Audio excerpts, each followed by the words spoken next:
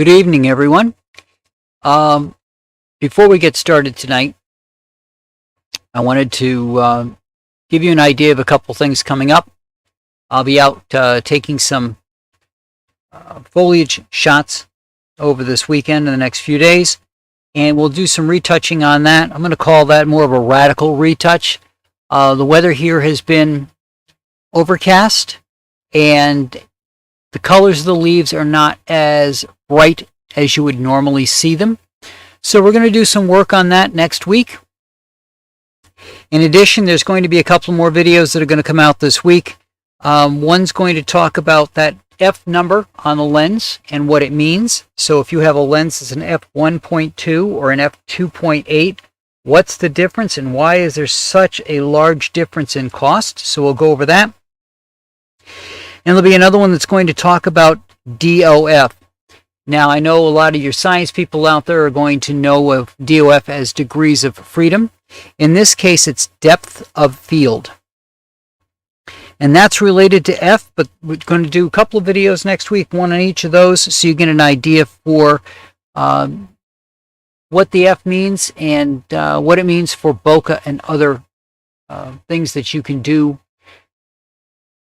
to separate your subject from the background.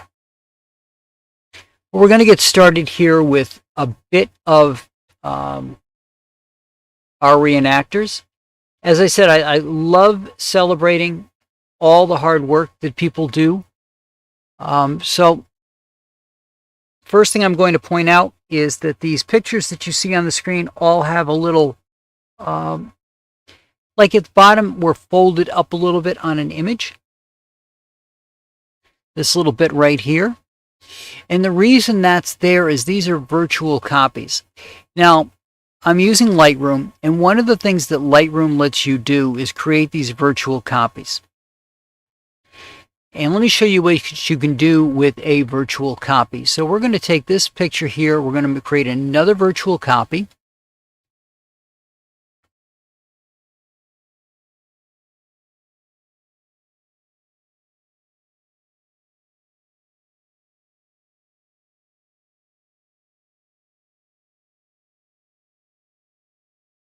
Yeah, had them all selected, so it did all of them. That's fine. So what we'll do is we'll start with this guy up here.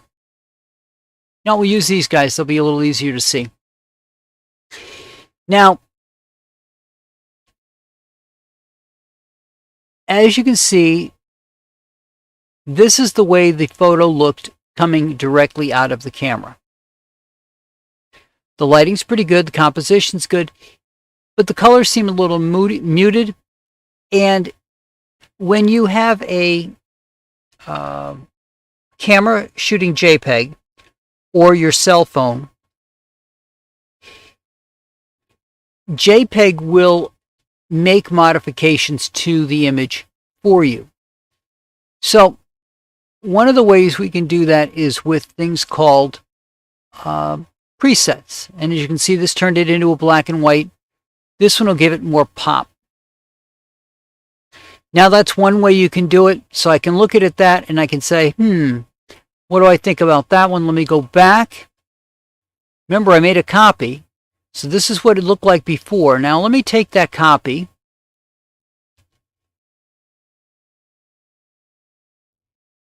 And play with it just a little bit. Maybe I want to darken it just a shade.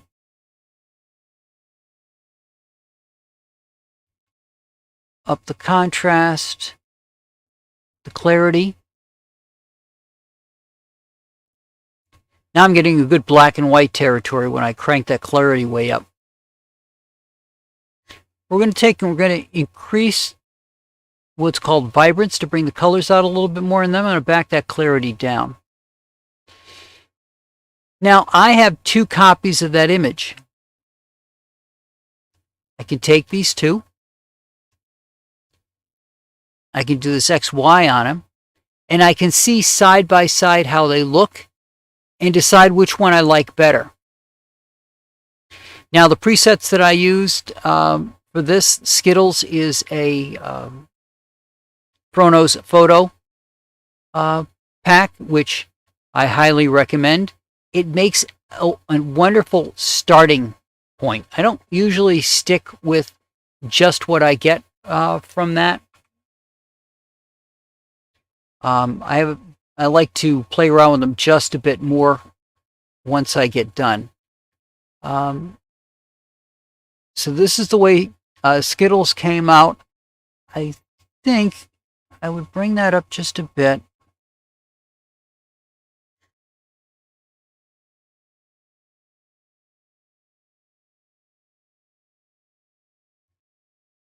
And what I'm doing here is adjusting the whites and the blacks just a shade.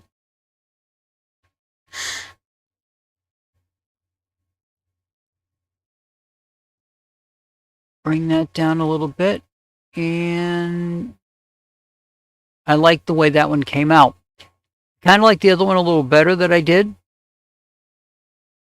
here. But again, if we bring this up just a shade,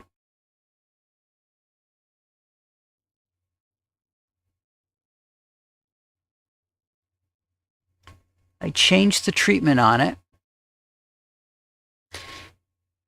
Now this is looking something a little bit more turn of the century, newspapery type. You can even add texture to it. Just give it that grainy feel. And then I could take it one step further.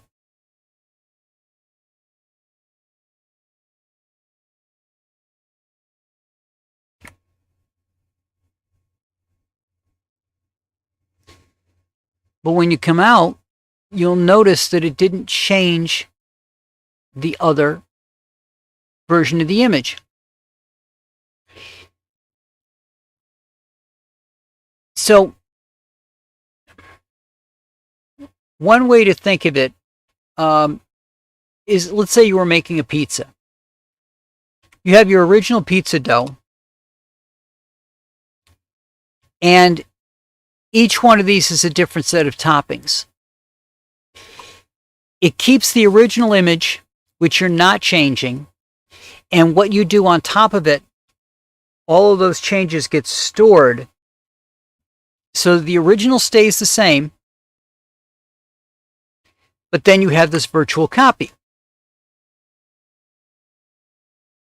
So I could say, okay, you know, I like this black and white one better than I like this one, and I could delete that one off. Black and white's okay, but it's not my favorite of the bunch. So let's go back and we'll take a look at some of the other images that we've got in here.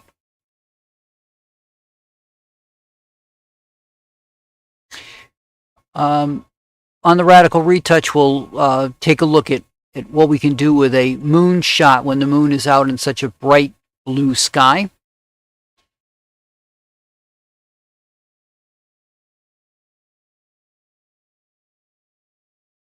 Of course, I doubled up all my images, but anyway, let's adjust this a little bit to start with.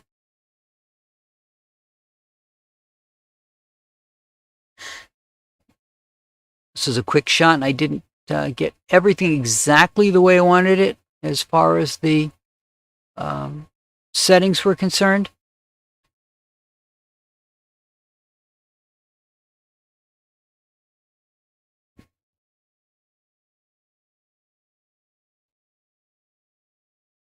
And the other thing that you can do when you are not stuck with a photo that is a JPEG is you can do something called color grading.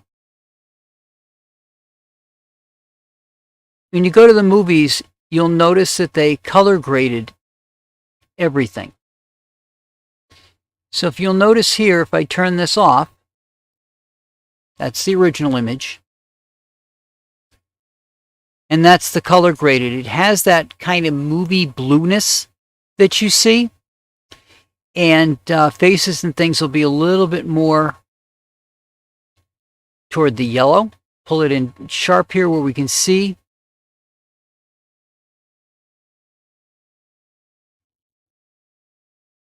Turn it off. You can see the stone and the uniforms and the faces. And then we add just that bit of blue to it which actually enhances the white just a bit as well.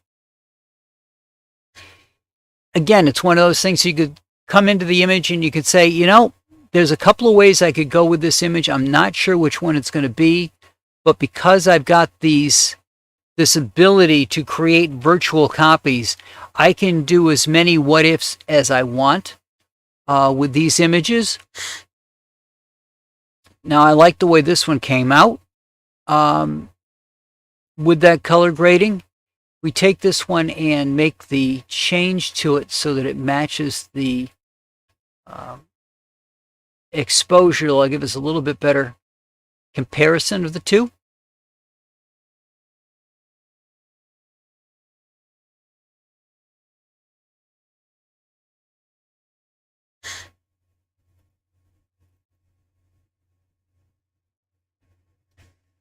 Let's make sure we got that quite out, a little bit farther down.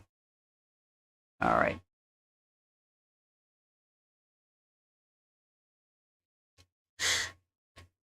Now you can see that the tiling is there like you have over here, but that color grading made that a little bit more yellow, made the wall a little bit more blue.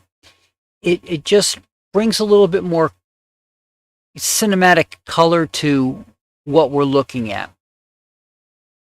And that's one thing I really enjoy having when I'm doing these reenactment events, adding that cinematic flavor to what's going on. So we're going to go down here a little bit to show you another enhancement that we can make. And that's on these ones where there's was shot. So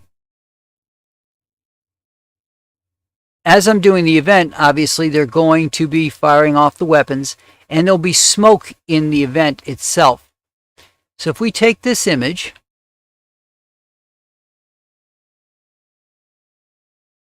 hadn't realized there was a child back there. We take this image, just for the heck of it, we'll throw Skittles on it. Although AC/DC would look kind of cool at a certain point, but we'll go with Skittles. And if I up one little setting, it darkens it, but you see that this cloud here starts to fade away.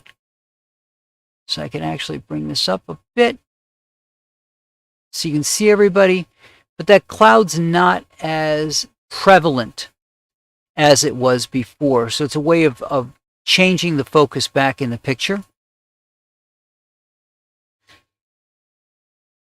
Again, the advantage of megapixels.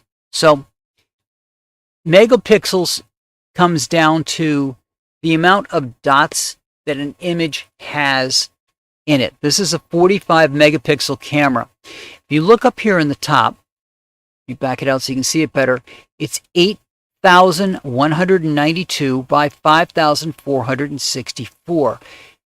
So if you were to enlarge this so much that you could see them, you'd see that there's little dots all the way across. There's 8,000 of them, and there's 5,000 of them this way. Because there are so many dots, when you go to print it out, even if you pull in tight, you'll be able to still get a wonderful large image out of it. However, if you don't, and you keep it as shot, so you were able to get in close enough and you were able to make the shot that you wanted, you still have all of this richness, this color, this detail that the camera was able to pick up and translate onto that image. But again, we can't always be exactly as close as we want to be in an event, unfortunately. For example, when they're firing the guns off, they want you at a safe distance. Makes sense. as you're at that safe distance, how do you get to where they are? You can use a telephoto lens, but if you don't have that, or it's far enough out that it doesn't do you much good or do as much good. You can see here, this was the shot that was taken. I am quite sure this was at the farthest out I could get it, which is 105 millimeters.